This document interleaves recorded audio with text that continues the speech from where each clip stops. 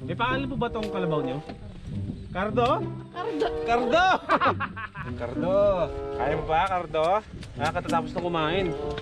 Daw, baka magkasakit sa ano yan? Sa abdo yan. Para ano? Ay, lakas ng palo mo sa kalabaw. Sasaktan yan.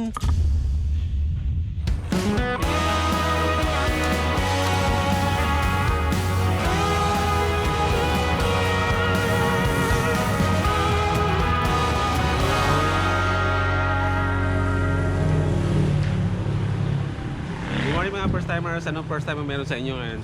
Today mga first timers, bago kami tumuloy sa pupuntahan namin, hindi namin alam kung pupunta kami ng San Narciso or pupunta kami ng San Antonio kasi meron kaming pinagpipilian kung sa Bitu Palakpak Falls dito sa San Narciso, Zambales or sa Nangato Falls sa San Antonio, Zambales naman yon.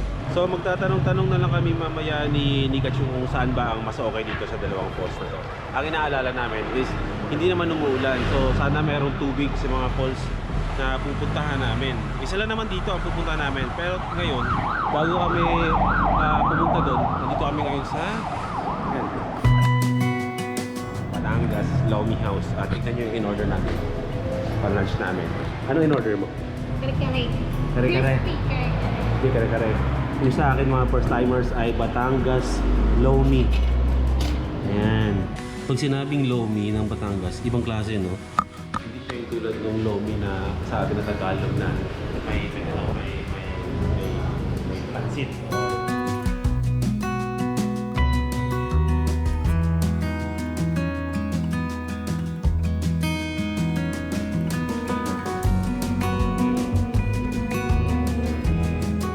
Tikman mo to kasi di ba Lomi Batangas. Akala mo lasang nilaga pero tikman mo anong lasa. Sinigang. Di ba? Okay mga first timers, di ba kanina sabi ko dalawa yung pupunta natin, it's either San Narciso at saka sa Santo, ano yan isa?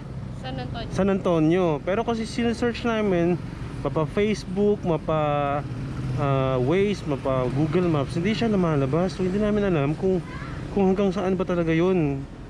Tapos dito pala sa San Felipe mga first timers, kung saan kami nanggagaling, ay meron palang lubong Nangoloan Falls.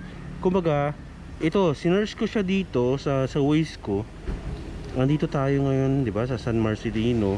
Babaybayin na natin pabalik. Tapos pagkalagpas natin ng tulay, ito yung tulay somewhere sa San Felipe, kakanan tayo, tapos dire-diretso, and then nasa falls tayo. Ito yung falls. So change plan tayo. Dito tayo pupunta. Dito pupunta natin. Okay, game. So from dito 18 kilometers lang siya. Laban na, kaya pa ng oras natin yun. Para at least mga bandang mga 5 PM makabalik na tayo ng San Felipe. Ay makapag-coffee tayo dun. Mamaya ipapakita ko sa inyo kung saan nagsimula yung pagka-addict ko sa Arabica coffee mga first timers. I-feature natin para malaman nyo kung saan ba talaga nagsimula, kung bakit naging favorite ko yung Arabica coffee na yan.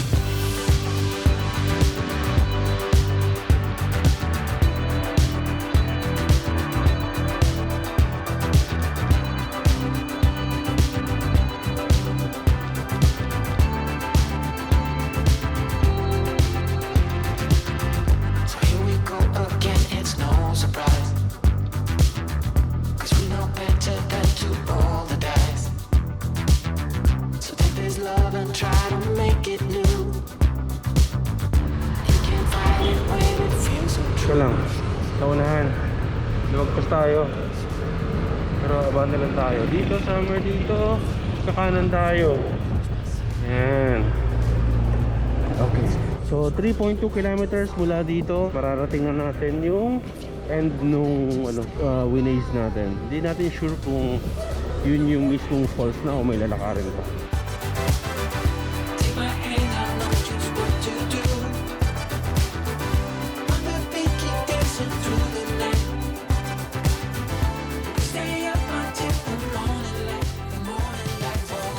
Okay, ito. 2 kilometers na lang. 2 kilometers ahead, lubong ng Ngoloan Falls. Konti na lang. Sana meron tubig. Feeling mo may tubig doon? 50-50, no? 2 kilometers na lang mga first timers. Sana meron tubig para makapag-refresh tayo.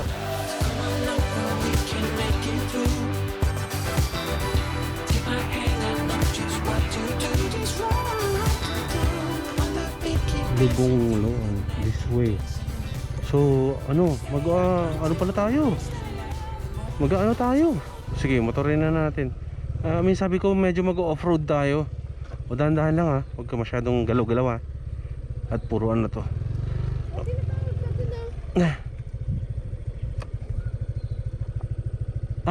Okay. Doon yung parking. Magte-trek daw. Okay, wait. So ayan yung ano natin.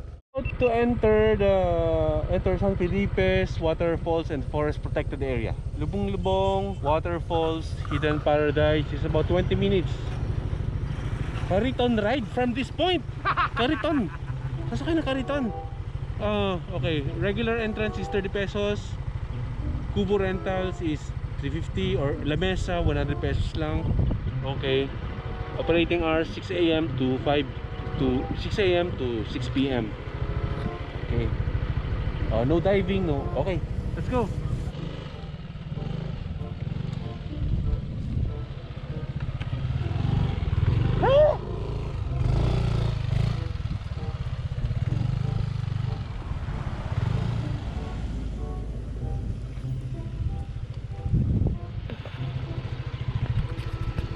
Adventure pa more.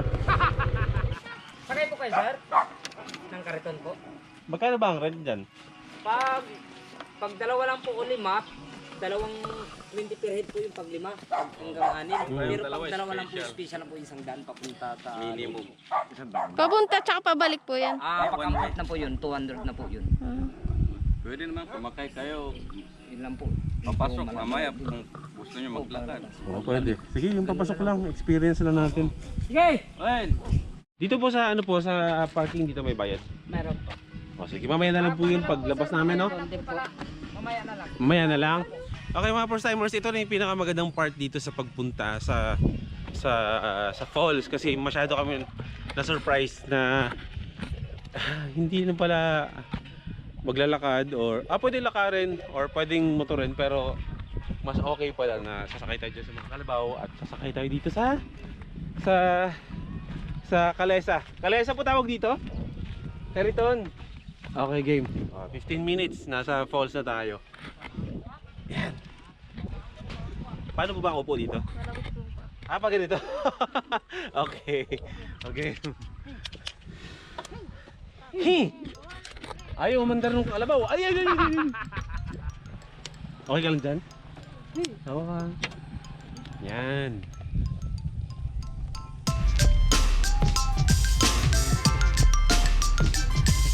Tinitrain niyo po lang po ba siya? O sanay na po yan mag-drive? Sanay na?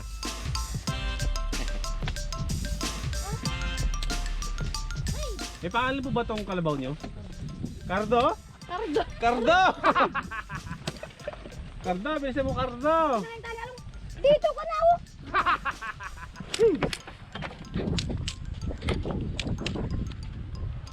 Para tayo nasa safari. Wala po ba mga giraffe dito? Mga leon na bigla na lang tayong susungkap sa atin. Ang takbo po natin ay 10 kilometers per hour. 17 years old na po itong kalabaw nyo? Talaga? Eh di maliit pa po, bata pa po kayo nung ano to. Grabe no, pero parang hindi pa siya matanda no?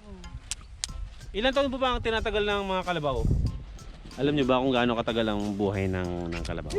Paki-comment sa mga may alam dyan sa mga height. Okay? Pero si Cardo, di ba niya? Ay si Cardo pala tong ano. Kung si Cardo ang pangalan ng kalabaw nito, alam na wala katapusan to. Hindi mamamatay ito. Pag namatay man to, magiging ano to. Mabubuhay ito at magiging ano to. Robocop na to si Cardong kalabaw.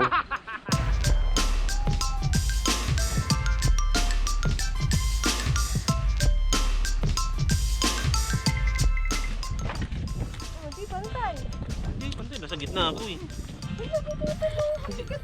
Hindi ako nagpapabigat. Bumalok to to? Cardo! Kaya mo pa, Cardo? Katatapos na kumain.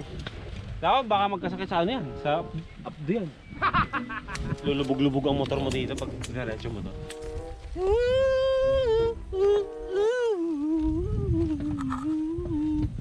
Don't worry. Be happy. Don't worry, be happy. Hakuna Matata. Alam mo yung kantang yan? Hindi po pala napapanood yung Lion King eh. Hakuna Matata. Ang ibig sabihin ng Hakuna Matata mga first timers ay go with the flow lang. Go with the flow lang ang Hakuna Matata. Malapit na po ba? Ilang kilometro na po ba ang tinatakbo ng ano natin? Ni Cardo Dalisay. Para ano? Ang lakas ng palong mo sa kalabaw. Tandaan lang, yung pectus lang. Nasasaktan yan. Dito na tayo.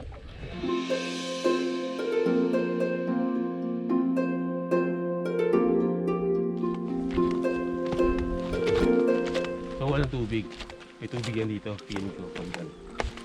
Don't worry, be happy. Welcome to San Felipe.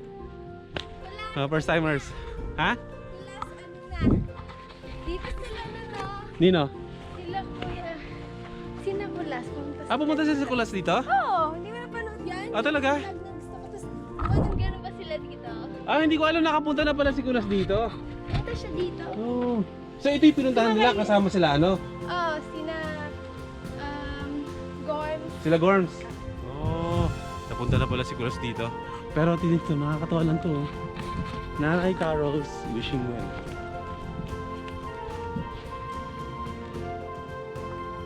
Shit, ganun. Parang walang naghuhulog na ito.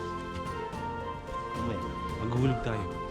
Baka sakaling pala rin sa mga mithiin natin sa buhay at sa mga pangarap na kailangang may suporta ng mga wishing well.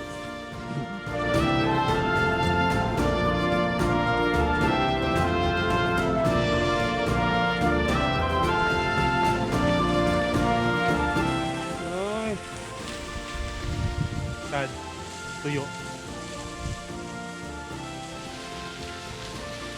Pero pag may tubig, hindi siya ganun kalalim to, no?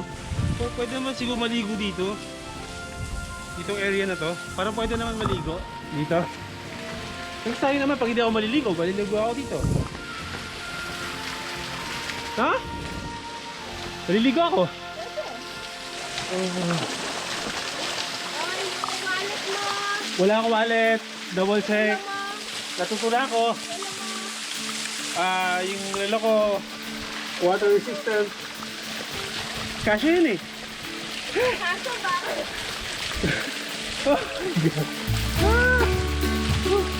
Salamin ko. Pwede na to. Masabing nakaligo lang ako sa falls.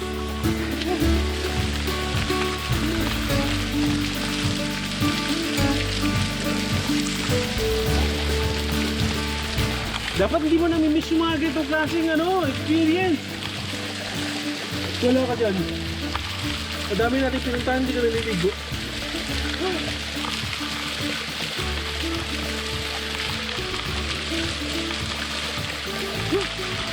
Solid. Akitin natin sa taas. Akitin natin. Gusto ko lang akitin sa taas. Okay. Kailangan ko lang silipin yung taas. Dadaan tayo dito sa masyadong mataas na matarik na hagdan na to.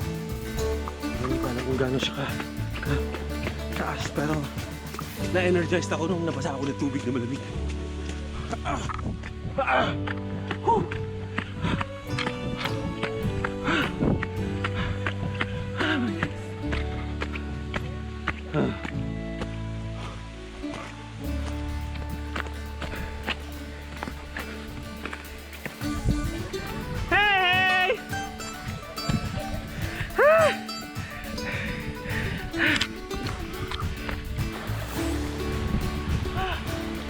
Pasok kayo dito. Maganda, hindi malalim. Tsaka konting steps lang naman. Lulubog tayo. Sarap.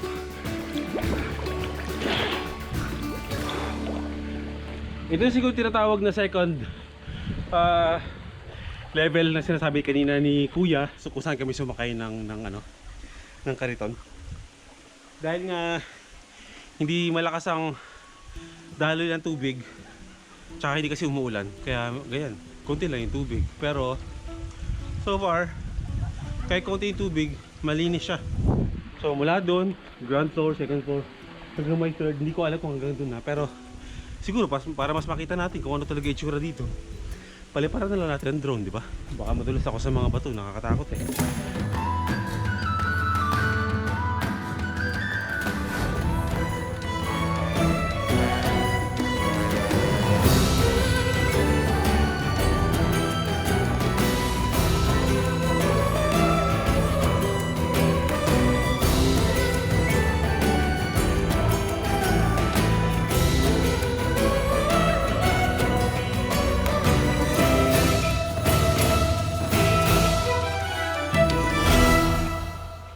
Okay, tatandaan nyo ha, kapag nasa Zambales kayo, hindi lang dagat ang meron dito.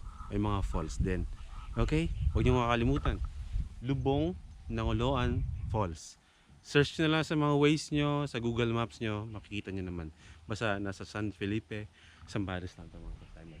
Bawal magyosi, bawal magkalat, bawal uminom ng kahit anong nakakalasing na inumin. Chill lang, Philippines. Okay. Pabalik na kami doon kung saan namin iniwan yung motor. Hindi na kami mag-rent na kalabaw kasi pwede naman natin lakarin kaysa sumakay tayo ng kalabaw tapos nakikita na naman natin. Pinopromote ko yung lugar pero ang kalabaw ba naglalakad pag hindi basta lakarin nyo na lang,